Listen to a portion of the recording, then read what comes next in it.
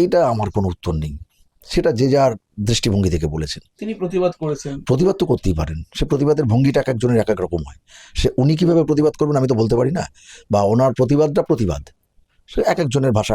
আমিও তো প্রতিবাদ করছি বসে, আমি তো মোদিজিকে সাপোর্টও করলাম বন্দে মাতরমের জন্য, পাশাপাশি আমি কিন্তু প্রতিবাদটাও করেছি।